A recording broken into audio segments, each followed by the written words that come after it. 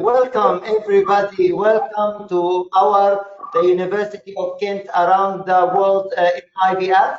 I am very happy to welcome first the University of Kent and the IVF Company, the official partner of the University of Kent, bringing you the IVF courses to the Middle East and Africa and India. And welcome to see our partner and training center in Dubai and co-hosting this webinar. I am very honored to welcome our Professor Darren Griffin. He is, of course, an icon of the genetic in the United Kingdom and in the world, and he is the director of the master degree in reproductive medicine and IVF in the University of Kent, and also the director of the PhD program in genetic and IVF in Kent. I am one of them students, and we are looking for more PhD students, so please join us. It's very fun. So Professor Darren, I will leave the mic to you. Thank you very much. Excellent. Welcome, welcome, welcome, everyone. It's an absolute delight to have you all here. We've got two fantastic speakers that you're going to hear from, both hailing from Turkey, but one of them currently in Ukraine. So without further ado then, I'd like to introduce my good friend Ferhat Cengiz. He's the chief embryologist and lab director at the Başakşehir University Medical Park over in Istanbul. He's done a number of amazing things in the world of IVF, studies asovospermia, IMSI techniques, as well as advanced lab techniques such as co-culture, vitrification, trophectoderm biopsy, and round spermatid injection. And he has an interest in stem cells. He is going to tell us a little bit about his research today. So Ferhat, without further ado, I will pass over to you. Hello. Hello.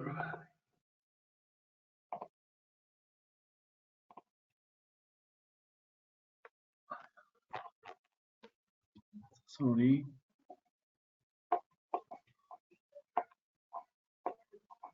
Okay.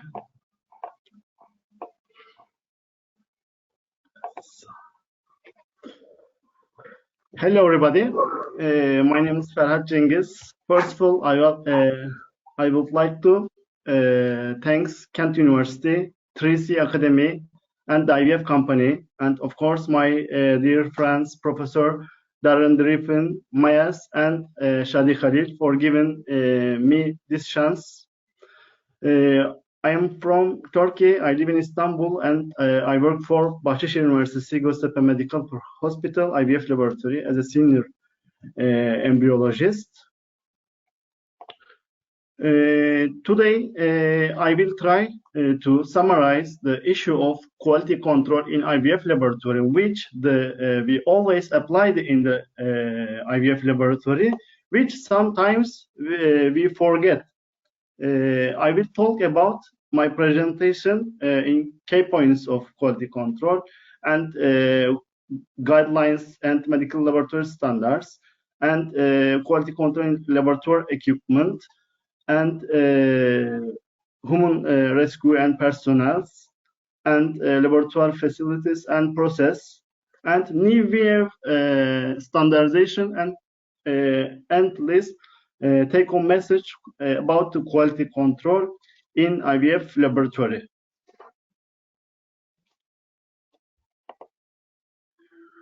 What is quality control in IVF laboratory?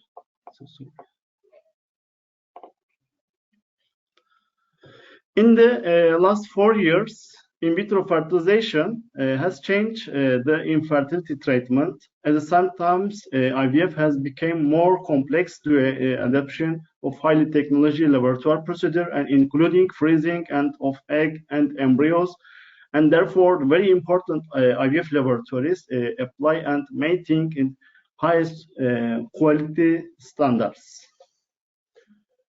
Quality can be difficult concept to understand and often in the eyes and beholder. In IVF laboratory, often defined by success rate and clinical result inception. Quality control is the system which in all personnel know what, how, in which, hierarchy, and how often they do it. We have a lot of factors affecting the success of ART, like a diagnosis in therapeutic guidance and ovarian stimulation, OPU, and IVF process, embryo transfer, luteal phase treatment. And condition of success in the IVF laboratory. The basic condition of success in IVF centers, from the acquisitions of gametes and to embryo transfer, medical equipment, sterile space, and very rigorous periodic model is the quality control and standardization.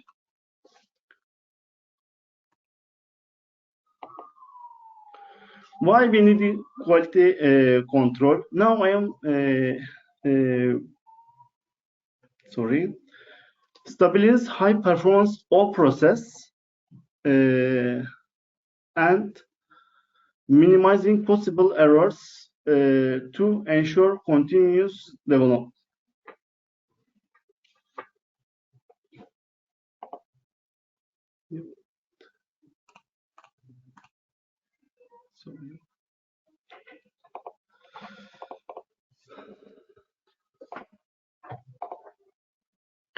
Now I am talking about quality guidelines and medical laboratory standards.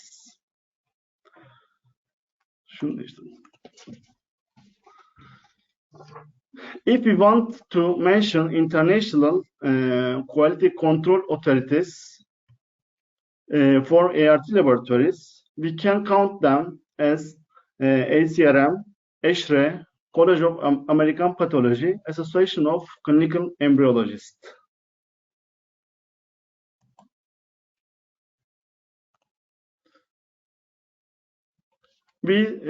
So there are some guidelines about IVF quality control and medical laboratory standards.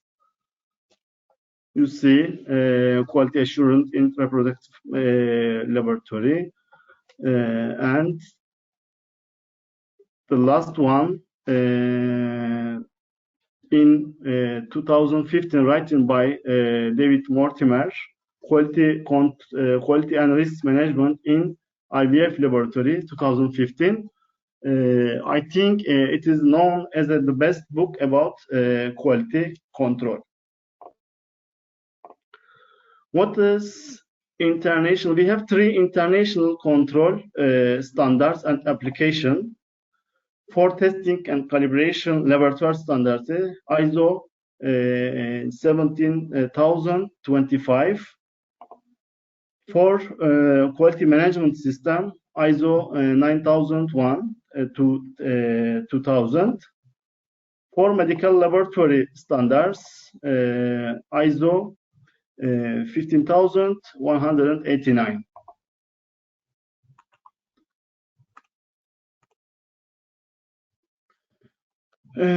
Which are going to talk about what concerns us, which is ISO 15189. It is administrative recruitment. These are quality in management, organization management, casting control, contrast, external relation and recruitments, and so on. Staff management chart, inner control, blah blah.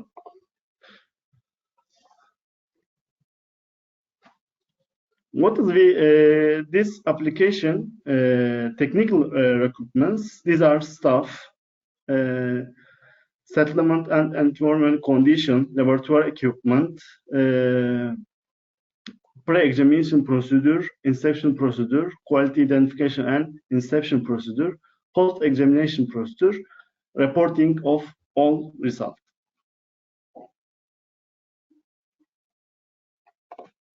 Sorry.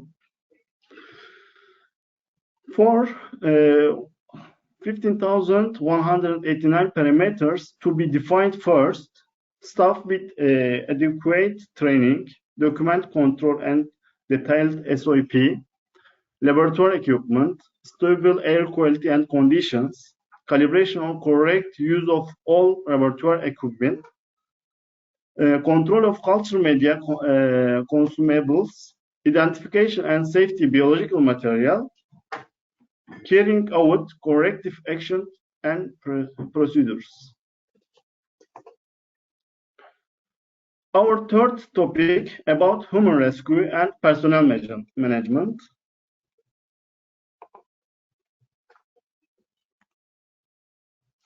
In staff management, we have some main titles, which are experience, must be enough, new employee training, continuous training for all, staff education, writing notification and duties and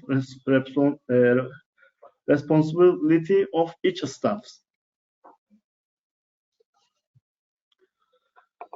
Now, I want to talk about interesting point because which is the controversial between employers and employees during years. Although there is the research about this issue from the German Society of Human Reproductive Biology and ACRM, it determined as the number of staff had be adjusted according to number and nature of procedures performed in the laboratory. Like our laboratory, about 750 and about 1,000, we need 4 embryologists working. It says, but our boss say no. Training, planning for new employee. We saw how we planning for train a new beginning staff, responsible and senior embryologists should be undergo continuous training program. The authority, the perform responsibility or actions may be granted, and persons after they have received define the training and have demonstrated there are adequate. Sorry.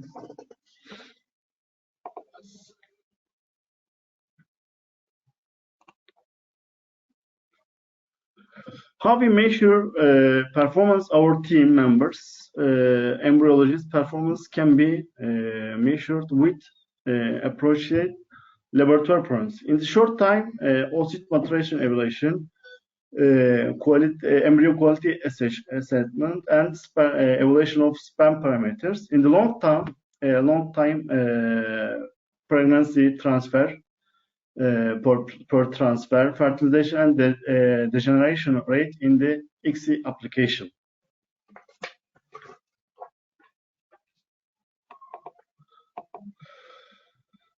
As you see, the graphic shows measurement of performance, different team member about different techniques using. And you see very different and first physician is better than other physician.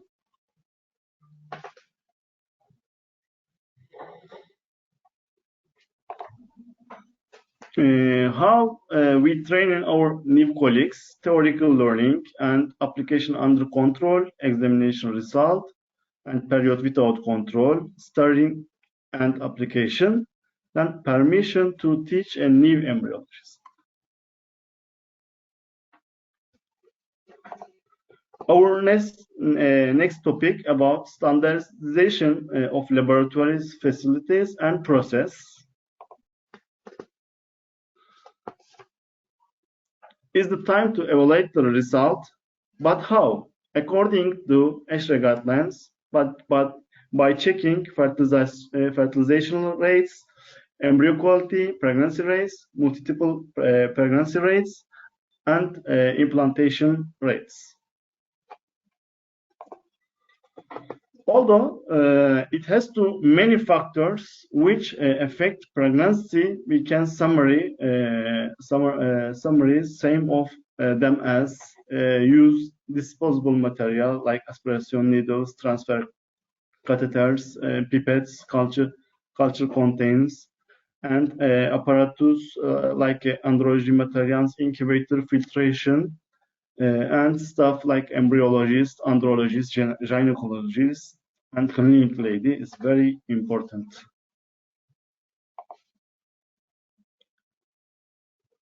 This topic is very important. After those all process, now we can define reproductivity is the effect of contact material and gamete and embryology and its functions. We understand reproductivity with reduced fertilization rate, development and weakened embryos, low implantation rate, and decreasing pregnancy rate. And we checked mouse embryo test or sperm survivor test.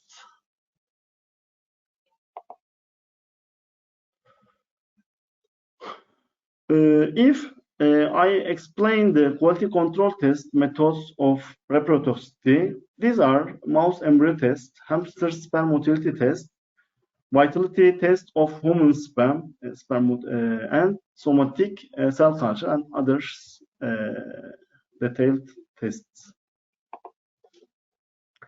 Let's talk about the most known quality control test. It's mouse embryo assay, MEA. It is safety and efficiency of culture media and disposable are determined by observing in the in vitro development to mouse embryos expose the item to be tested. Blastocyst formation and cell number should be above acceptance criteria. It might be upper the 80%.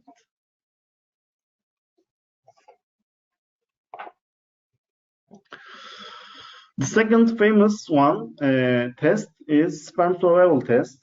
Sperm survival test is motility of spermatozoa in the test sample compared with control sample after 24 and 96 hours, percentage of motile sperm in the test sample, percentage of motile sperm in control sample. It must be under 0.85 in toxic, say toxic.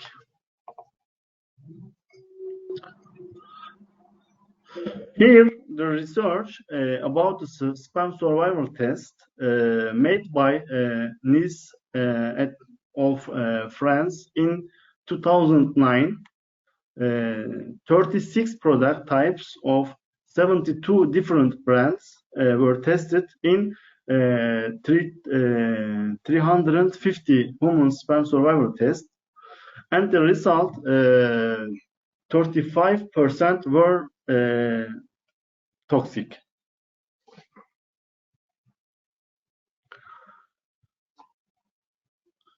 Can reproductivity be reduced? What can we do about it? There is some methods we have. Develop our own laboratory test if there are no embryo test material if we have, and sperm survival test applicable, and this disposable material washable, use of mouse embryo test material always when available, and culture and handling media and disposable media we can mouse embryo test using. Another subject is SOP. What is standard operating procedure, SOP? A standard operating procedure, SOP, is set of step-by-step instructions completed and organization help workers carry out routine operations.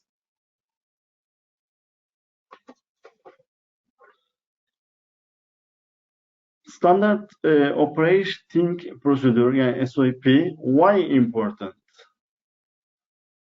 Ensures that procedures are applied in the same way by the laboratory team, accelerate tests and adaptation in new team members to the system.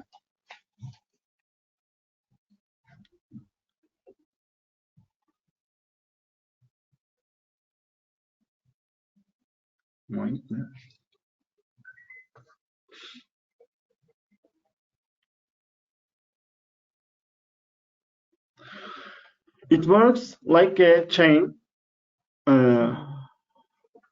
First tell what to do, then do what do you say, and show mate.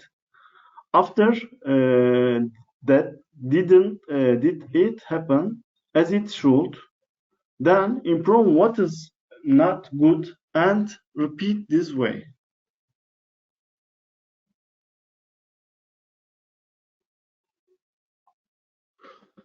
How to create SOPs? The purpose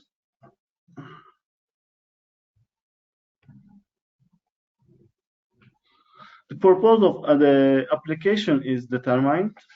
General procedures are listed in SOPs. The team is dealt with, informed about how to write. All the tasks are written in full, checked by others. Fixes are made, approved. These are our SOPs which mentioned the properties them before, and we are use all of them. Now say I will be quickly. Why is air quality important? It is known that chemical contamination and negative effects fertilization, development, and viability result of pregnancy. These effects may not directly affect of embryo morphology. We know air condition must be high fresh exchange, 15-25 change, positive pressure, HEPA filtering, and 23-25 degree and 40-60 humidity. The schema is a sample of for embryology laboratory air conditioning. Quality control about equipment.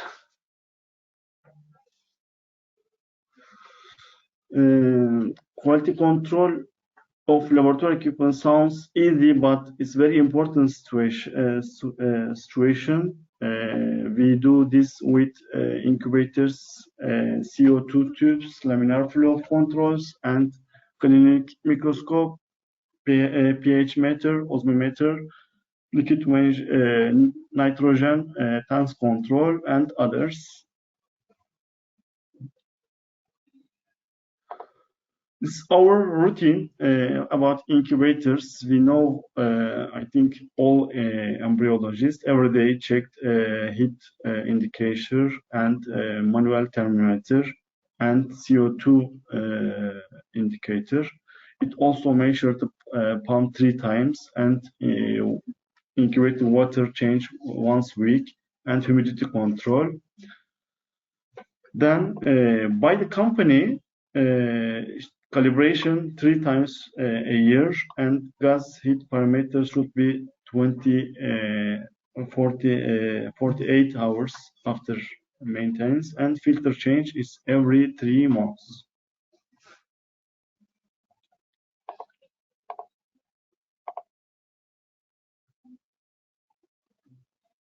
It's one study by Lane, 2008. They showed the different CO2 levels, change implantation rate, and on day 18, and fetal development phase for embryos.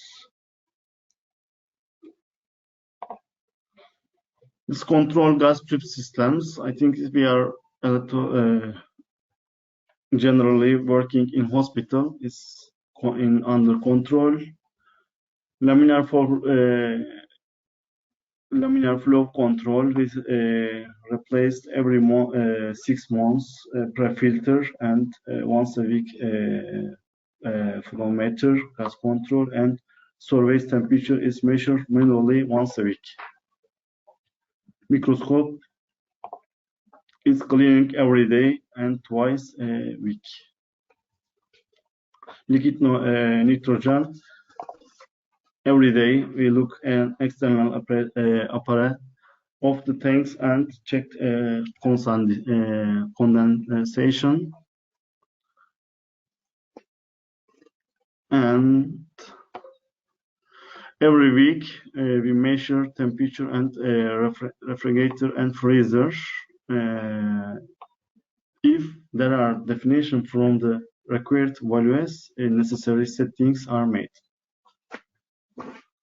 Other equipments, heating blocks, pH meter, and others will check.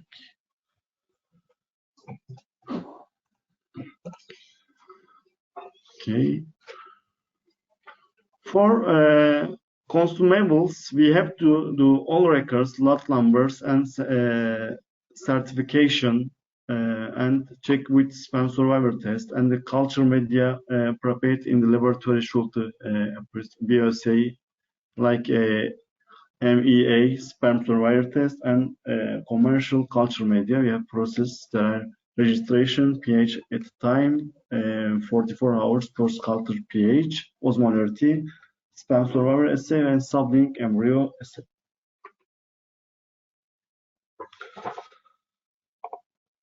Next topic is our new IVF standardization. I will pass very quickly. I want to talk about now new techniques.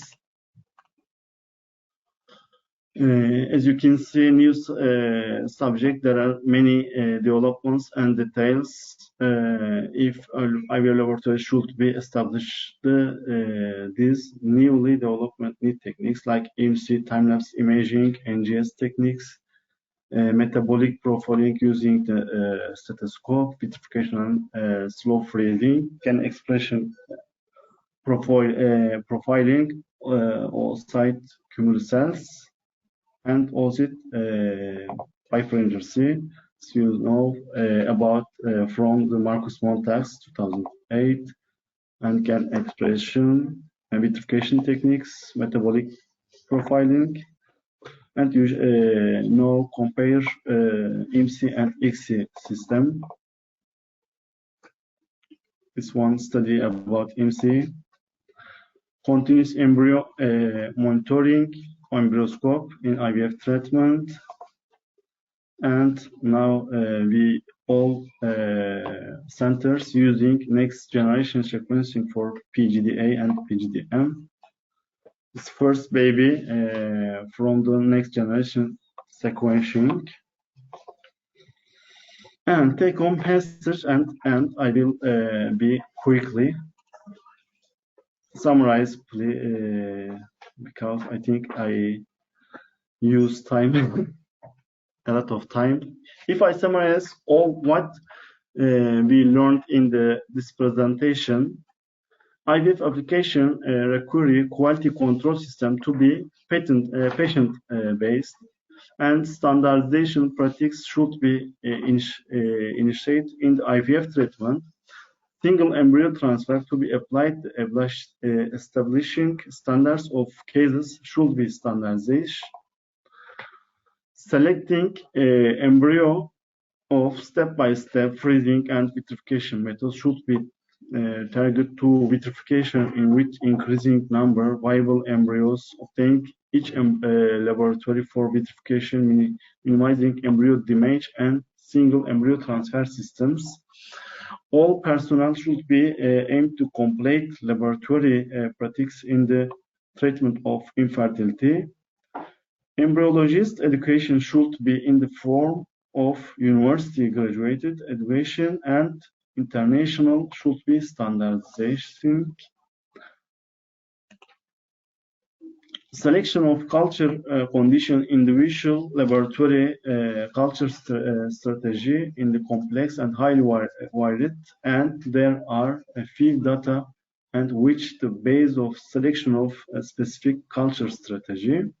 For example, each culture fluid contains up to 80 components that will influence embryo development and assessment. Greater standardization of culture condition required and permit accurate comparison and embryo and blastocyst quality assessment tool. PGD, pre-implantation genetic screening, PGS, for aneuploidy can currently be performed in up to 15 chromosomes. Now we're using 24 chromosomes. I would like to thanks again Kent University, 3C Academy, the IVF Company, and Professor Darren Griffin, Shadi Khalil, and Mayash organizing committee. And I hope to have delicious Turkish food with you after the pandemic. Döner kebab, baklava, shish kebab, lahmacun. We wait to in Turkey. Thank you so much. Thank you, Farhat. Thank you very much. I just want to say thank you very much, my friend, my colleague, Farhat from Turkey. And I know he was all nervous all the way with the lecture, and this is the point. We want to bring the scientists, we want to bring them to get out of their original language and to try to share this knowledge with everybody. It is not easy to translate this to Turkish to English. So thank you for taking the dare and being there and try to deliver even if you are nervous. And I'm sure everybody in the attendees, we have 155 people understand that. And I'm sure you're going to be better and better, because we really need to share the IVF knowledge and experience from every country. The English or any different language, it should not be barrier. Thank you so much, my friend, and I am sure you're going to come back to us again. Now, I'm going to go to Professor Darren. Please, Professor Darren, if you would like to introduce your second speaker, I would really appreciate that. Thank you, guys. Okay, thank you both. Thank you for a fantastic talk there. Without further ado, we'll move on to Birol Adin. Birol is the lab director and scientific advisor for the Ovogene Egg Bank. He's got 13 years working experience in embryology and andrology in 20 different countries. I won't list them for you, but without further ado, I'll just pass over to Birol, who's going to tell us about donor egg polar body NGS testing. Birol.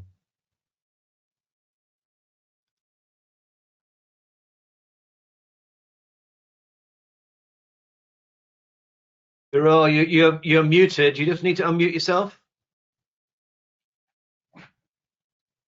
Birol, just take your muting off, please.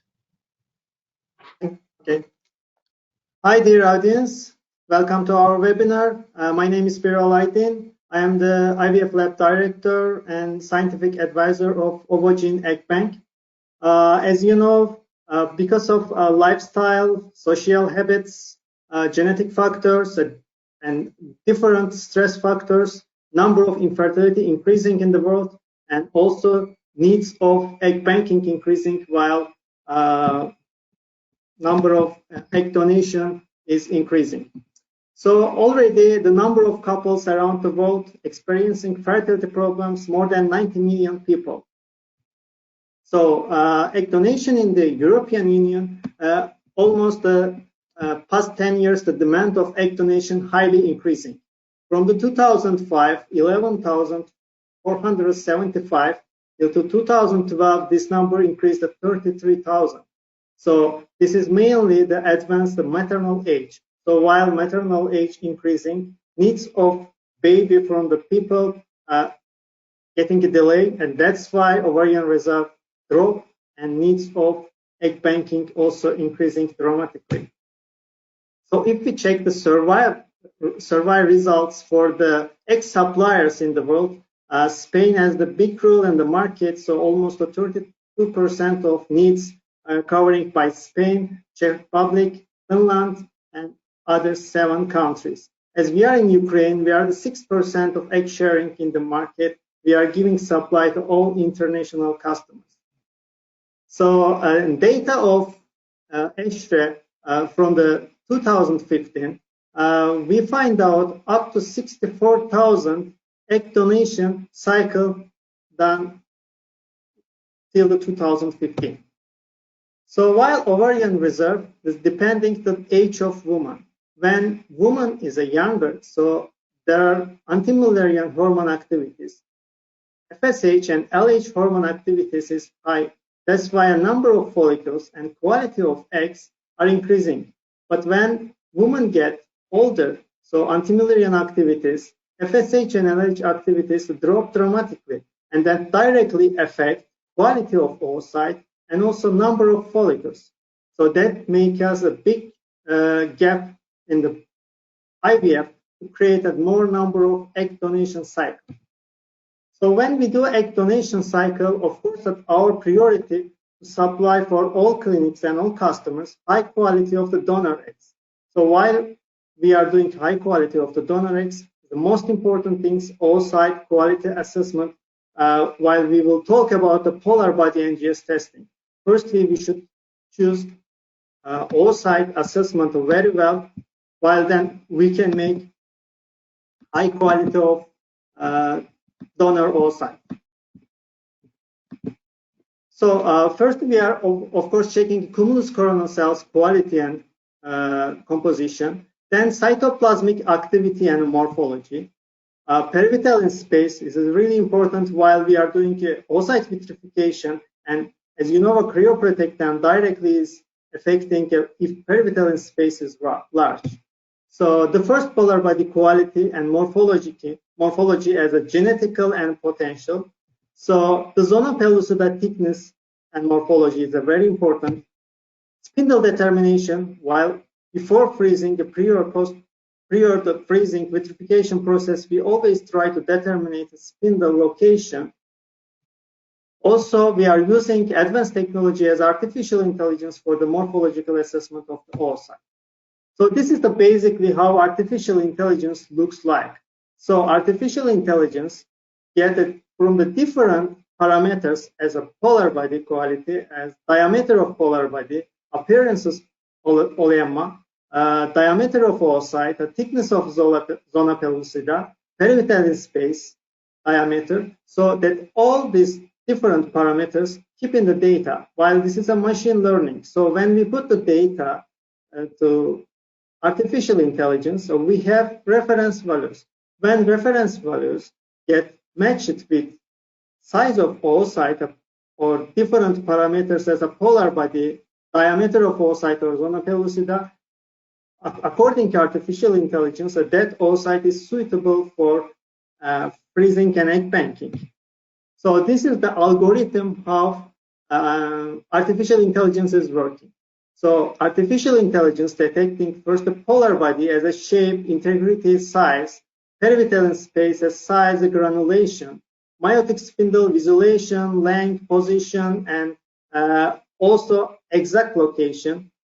Cytoplasma, while if we have a vacuole, a smooth endoplasmic reticulum, inclusion, granulation, or viscosity. We have direct connect with the time-lapse system, which has optics, which is directly going to detect like olemma quality and cytoplasmic activity, and can say us about the granulation and inclusion. So also shape of oocyte is which is determining directly from artificial intelligence. Cumulus complex cells, zona pellucida thickness and darkness, and if we have like a direct broken of the cumulus cells or zona pellucida also is determined by artificial intelligence. So before to start a polar body biopsy, of course, first we should analyze which oocyte we need to choose for polar body biopsy. So there is a strong correlation between all observed morphological features of first polar body and as fertilization rate and embryo quality. Also, abnormal polar body first was related to decreased fertilization rates, but this didn't show any correlation with the pronuclear morphology and embryo quality. There is correlation between large first polar body and decreased fertilization, cleavage rates, and embryo quality. Also, our experience shows when polar body quality is low, fertilization rate and cleavage rate are directly as affected.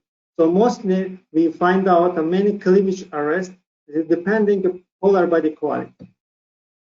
So this is how we are using a meiotic spindle for egg banking.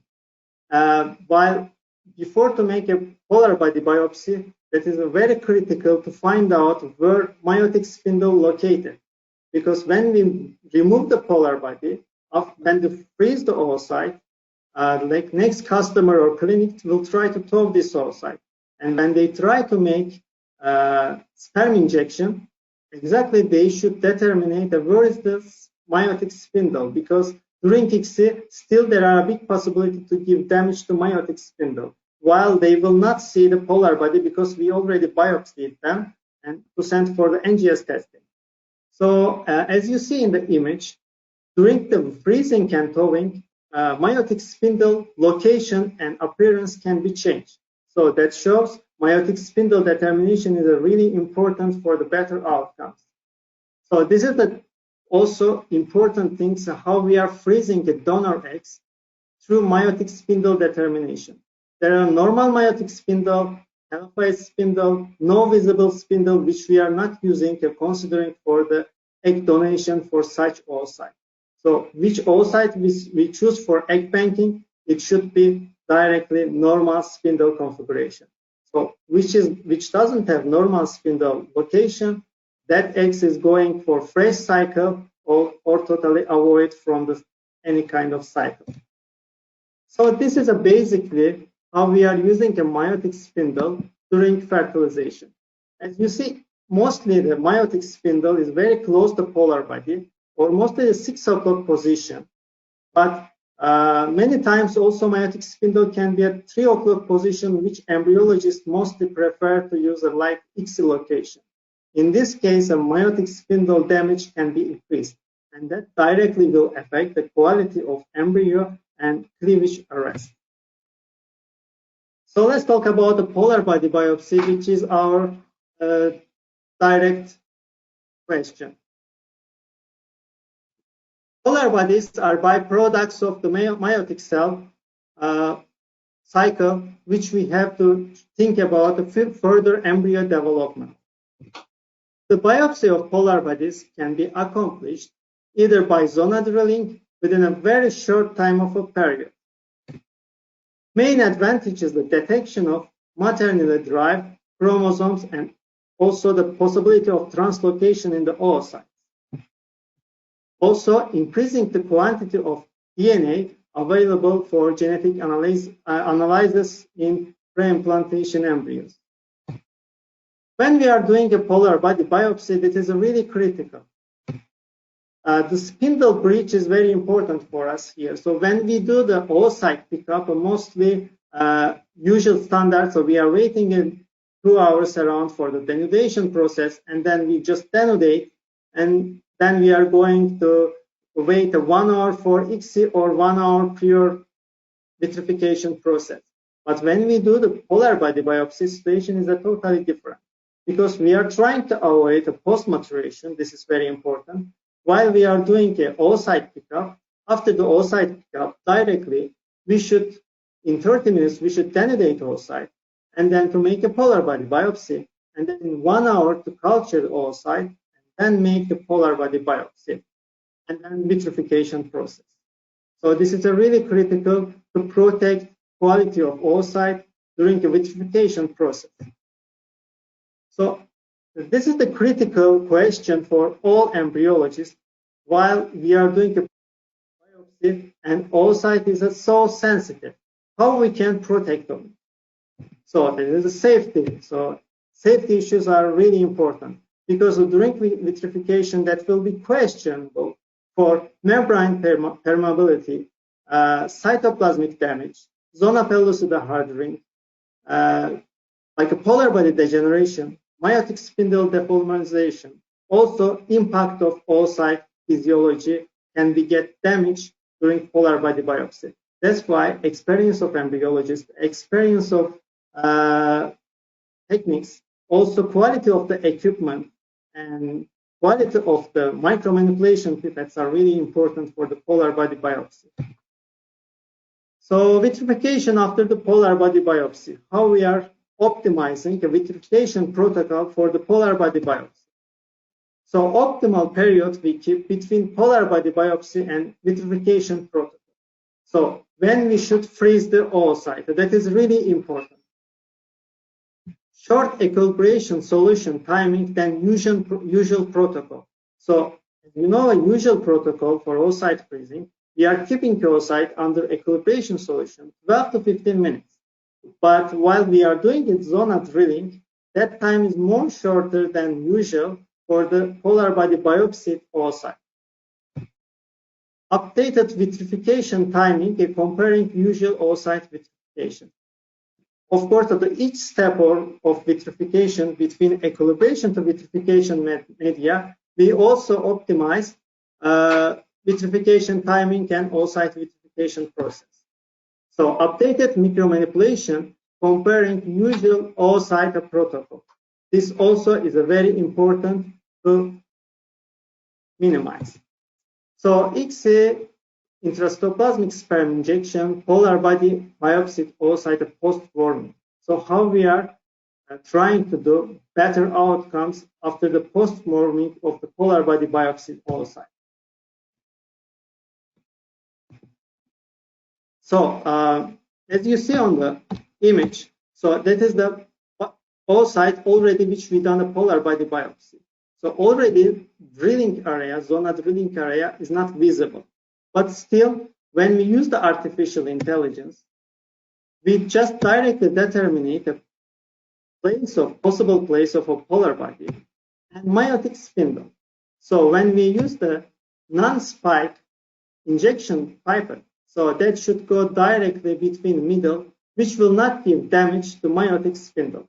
So this is the algorithm of polar body biopsy post-warming ICSI. So what about the towing after the polar body biopsy? So we should update the warming protocol to avoid any kind of damage, because a regular protocol still they are optimized for regular oocyte. But this oocyte which we use, it's already polar body biopsy. So there is already zona drilling.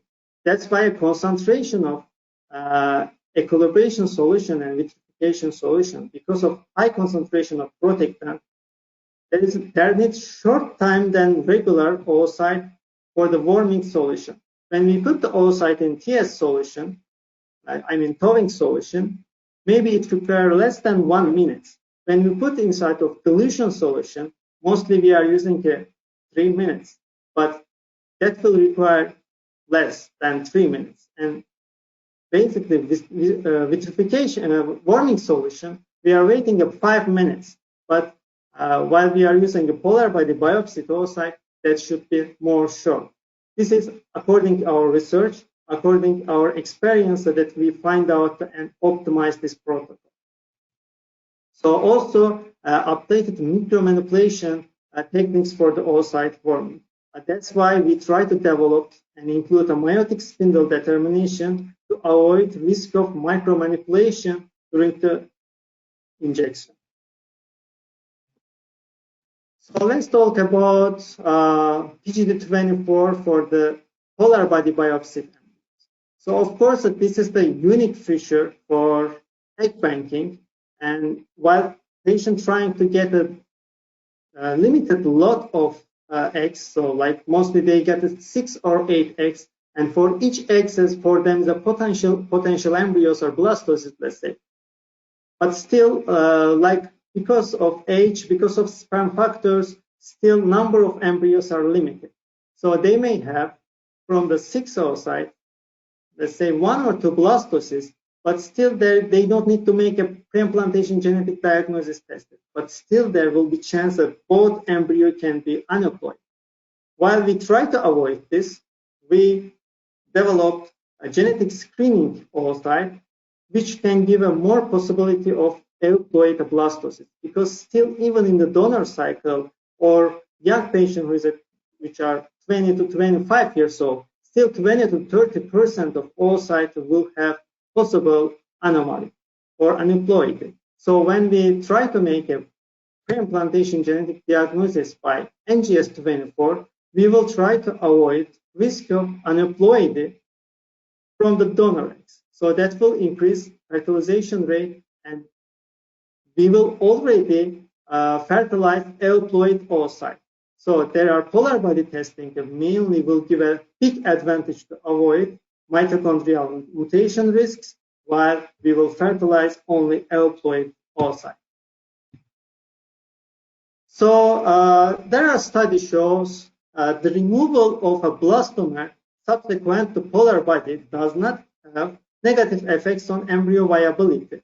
This approach could be especially valuable for a combined diagnosis of aneuploidy and single gene disorders in pre-implantation embryo generated by couples who have high reproductive risk.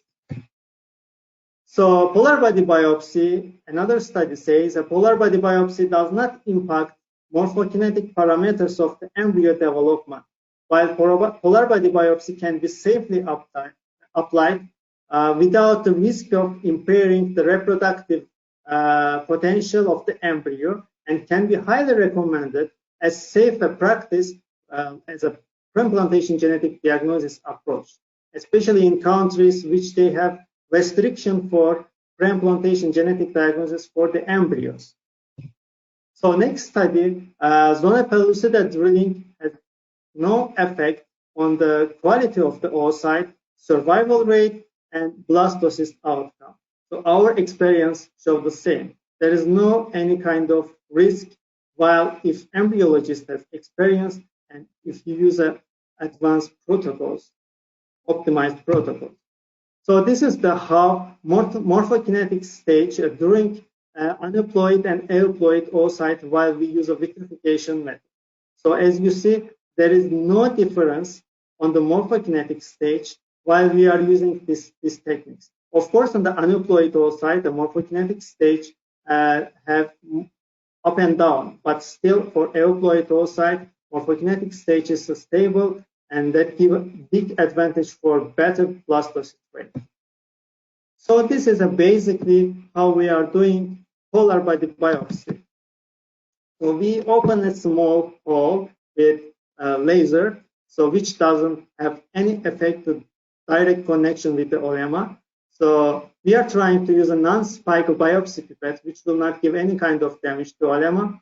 So we will try to aspirate polar body very smoothly and carefully, which will avoid all the risks for possible degeneration to oocyte.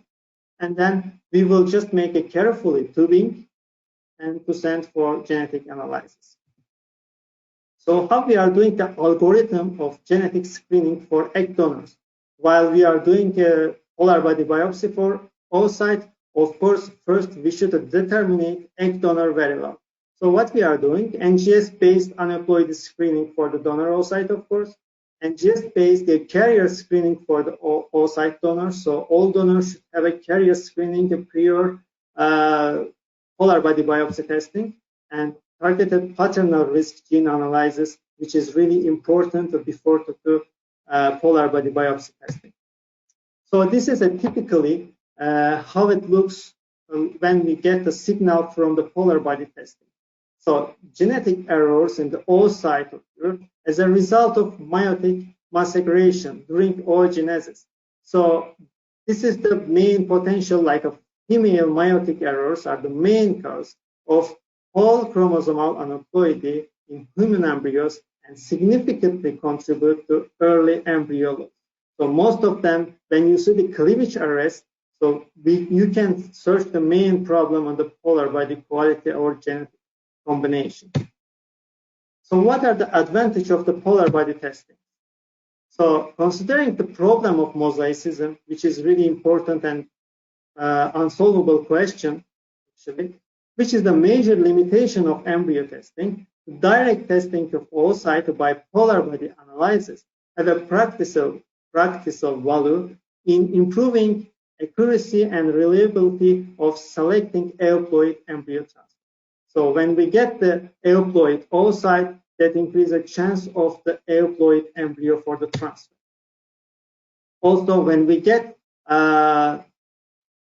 approximately 95% of chromosomal errors, which we originate directly from female meiosis, mostly we find the same situation as blastocysts, which we done a trophectoderm biopsy and tested.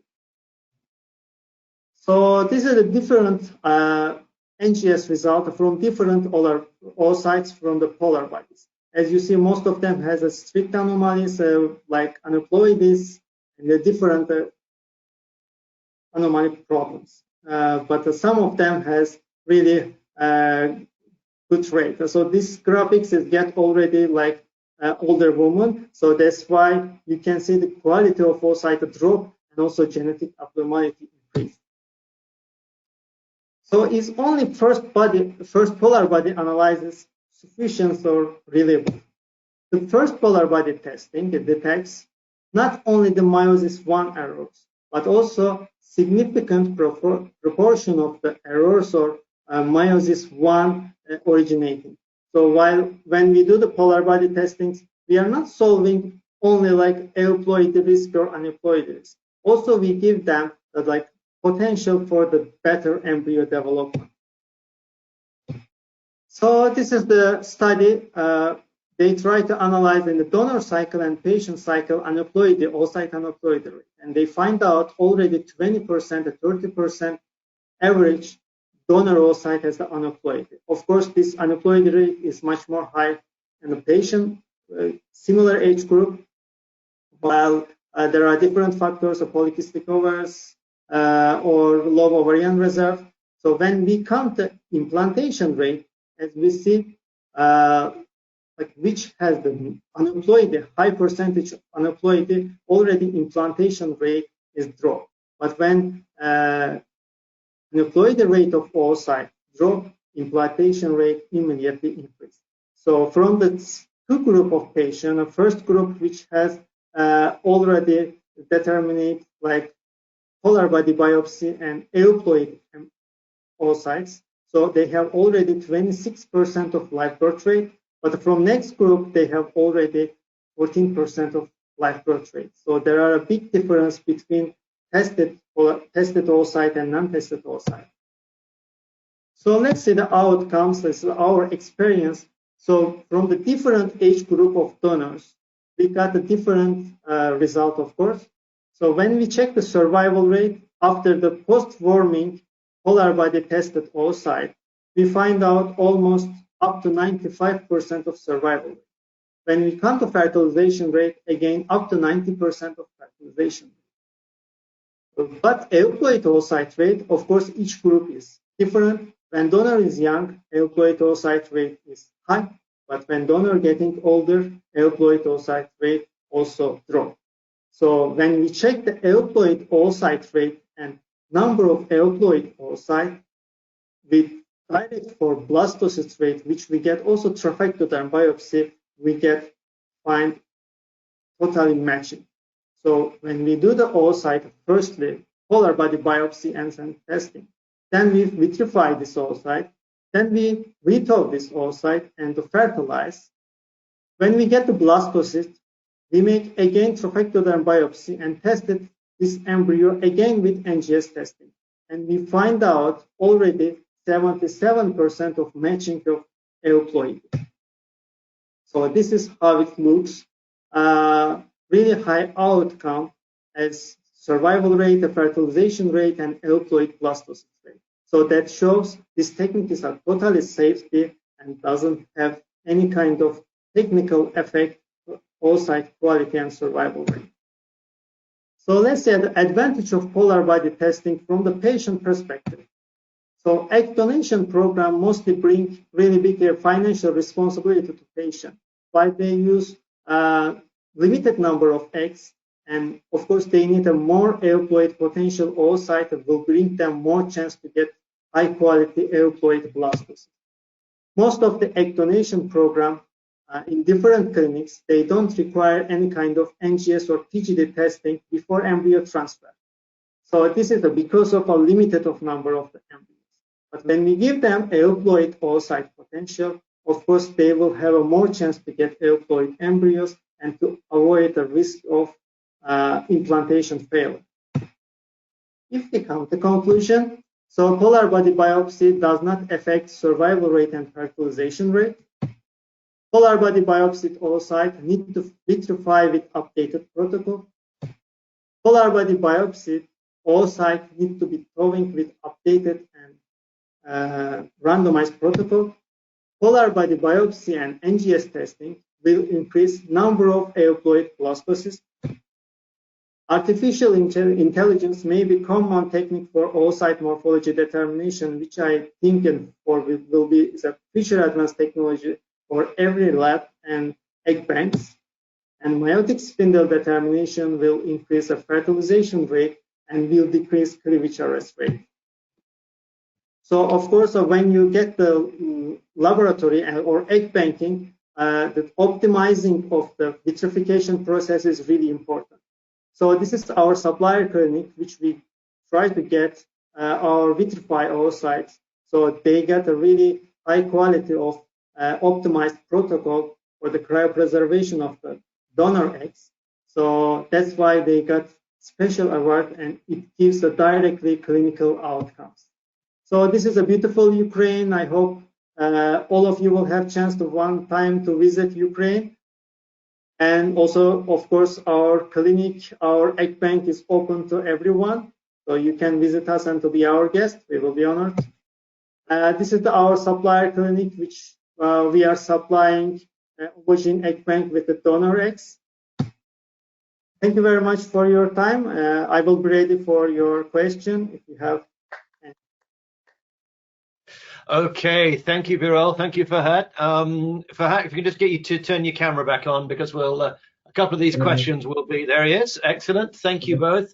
So, Ferhat, the first question is for you. This is from Fernanda. Tell us a little bit about the toxicity consumables test a little bit more. How did you evaluate toxicity on the sperm rates, or was it on the embryo development? Toksit oranı. Spermdeki toksit oranı nasıl ayarlıyorsun? Hayır. Biraz daha bas. Spermdeki toksit oranı. Wait, please. Just a minute, please. Just a minute. Okay. Did you hear the question, Ferhat? I will answer it. Yes.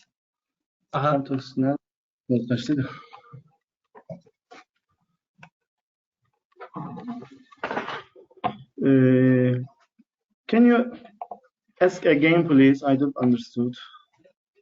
So the toxicity consumable, the toxicity test that you do it, how did you evaluate the toxicity? And was it done on the sperm rates and on embryo development as well? Yes, when using one material, first of all, you count sperm motility and right, and then compare after 24 hours. You can say it's okay or not. 1.85 is the result under. Say okay, but like 0.65 is we have a problem about material. Okay. Excellent. So this is from Gabriella, and I guess it's for both of you. So on average, how long does it take to train your new staff? So for both of you, this one. Birol, maybe you answer first. Okay, I can try to give answer. Of course, this is a depends of experience and hand skills also. Okay, mostly embryology laboratory require big knowledge, theoretical knowledge, but still, if they have well hand skill, so I have in my experience more than 100 embryologists which can train. So some of them get very quickly in a 1 month because they have really high hand skills, but some of them take more. But this is a depends of course depends of also senior embryologist who is teaching, because IVF is really critical and strict protocol. So you are working with the human eggs and human sperm. Any difficulties, any kind of mistake can create a big problem. But that's why this is only the depends. But as for me, in a 1 to 3 months, one embryologist can come to junior embryologist position. Okay, Fahad, how long to train people? For three months for me enough. For first full only first week we only see or senior embryologist me or who embryologist teach him only see what is we will do, and time by time preparing and applying system. First of all, starting andrology, and then sperm preparation and check fertilization. Again, I think it will be take the 3 months. Okay, excellent. For starter. Okay, one for you, Birol. How many hours after ovum pickup do you wait to denude the embryos, and how long do you wait until you vitrify? So what's the time? For regular practice, when we are using egg banking, so after oocyte pickup, we wait 1 hour for the denudation. Then we denudate and we made a direct morphology assessment and direct freezing. But when you use a polar body testing, because of a zona drilling, we make after 30 minutes from ovum pickup, like a denudation, and then we made a direct polar body biopsy, and then we wait 1 hour for vitrification. Excellent, thank you. And then one for Fahad. What NGS system do you use, and what stage do you biopsy at? So presumably day 5 biopsy, but what's your NGS system? Day 5, we use day 5 trophoctodon biopsy, and we send genetic laboratory 5-6 cells in tubing, and we using NGS system. Which NGS system is the question? Which one? I think next generation sequencing array CGS. We work another genetic laboratory outside, not we do. Okay. So question from Aya here. Is it true that in Turkey, PGT is a routine test before most cycles, most IVF cycles? PGT routine. No, PGT is allowed, but not routinely. We use for maternal age and very normally genetic problem and repeat implantation problem. We use them. Normally, we not use for all. Okie dokie. And then Birol, how do you ensure minimum damage to the eggs? And can you just repeat for us, because it is a question, the aneuploidy rates and the survival rates post-thawing? So I think you did address those in your slide, but maybe just for the questioner, you can repeat those.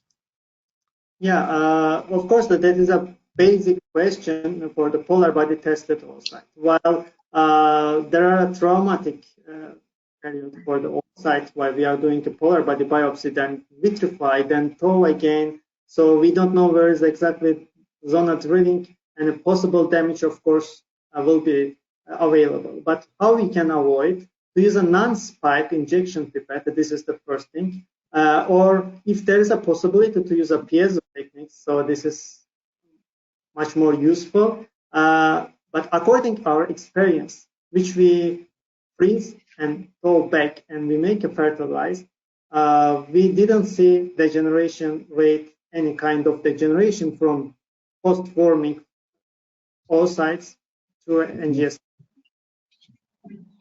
Okay, excellent. So do you not, this is also for you, Birol, from Mohammed, do you not choose oocytes for egg banking unless they passed your strict selection criteria? So is it? That I try to explain. Of course, we have a really strict criteria while we build advanced technology of artificial intelligence. So mostly between artificial intelligence and embryologists, that there are big difference for the classification of the oocyte.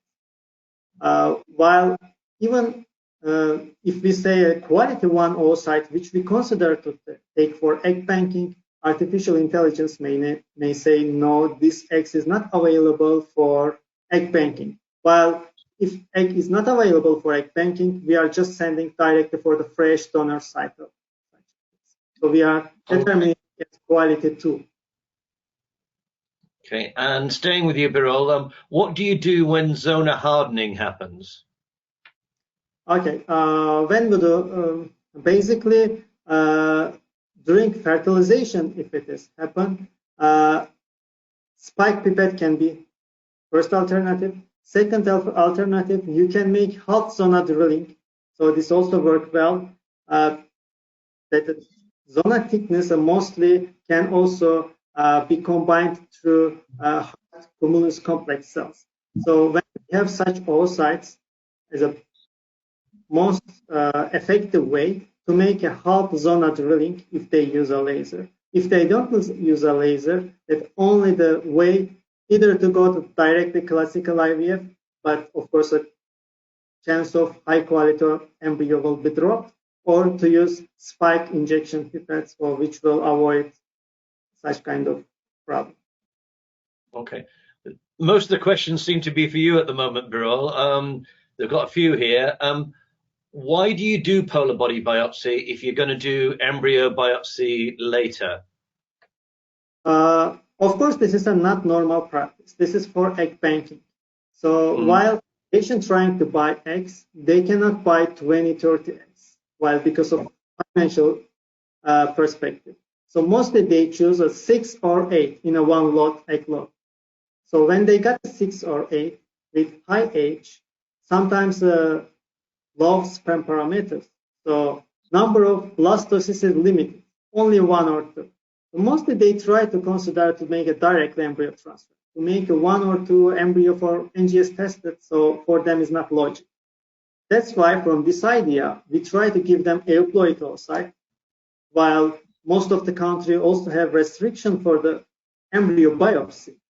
So especially east part of the countries, they have restrictions. So that can be good alternative for the embryo biopsy and restriction of the NGS test. Okay, Fahad, this is one for you. What do you think is the ideal number of embryologists in an ideal IVF lab? Yes, it is truly for cycle numbers, but I hope to per year about 250 one embryologist. Per year we are about 1,000. We needed 4 embryologists. Okay, not too many and not too few, huh? Do you have oocyte donation in Turkey, Fahad? No, it's forbidden. It's forbidden. Okay. Excellent. Now, what else have we got? I think that's about it for now. So we've been going for about a quarter of an hour of questions. So I think that's probably enough. So that just leaves me to thank both of our speakers for very entertaining talks. I have to say a lot of the questions were very technical, and I've tried to avoid those a little bit. So, but I have to say that a number of people have been very, very complimentary in the chat box, just wanting to say for both of you, thank you very much, and how inspired they are by both of your talks there. So we appreciate that. As you can see on your screen now, Dr. Giuseppe Silvestri, who is about sitting just over there, is going to tell us a little bit about the master's degree in reproductive medicine at the University of Kent. So you'll hear a little bit more from him. He did the master's degree with us. He was one of our original students, and then went on to do a PhD with me, which is absolutely fantastic. So I will wind up now. This just give my great thanks to Tracy, and particularly to the IVF Company for all their hard work in hosting this. And Shadi will have the last word as usual. Am I that bad? Thank Yes. you. I am your PhD student. I cannot say anything. I just want to say thank you so much, guys, for breaking the regular thing that everybody in every country, they cannot share the science because of the language barrier. But you came today and you managed to defeat that, and you translate your science, your experience in IVF in your country, in Turkey and Birol in Ukraine, and you managed to be there to tell your experience to the world and all the attendees that joined us today. So thank you for your courage. We really enjoyed this science. I am me personally as well. I never saw experience before in Turkey and Ukraine, so you guys did an amazing job. Thank you for all the attendees that came today. And I just want to say the last three things. Thank you, Professor Darren, for your always fighting to spread the science around the world, and you don't have language or any country walls between the science. So thank you to the University of Kent for hosting us with this weekly beautiful science exchange webinars. And I want to say thank you to the IVF company. I want to introduce Melissa. She's our new operation manager, and she's very happy to get any questions about our IVF and genetic courses that we are run for Kent University in the Middle East and Africa and India. And thank you, Mayanas, for all your support and work with us at the IVF company. And finally, thank you, Mundir, from Tri-C Academy, our training center, and co-hosting our webinar. So thank you, guys, and we'll see you next week. Thank you. Bye.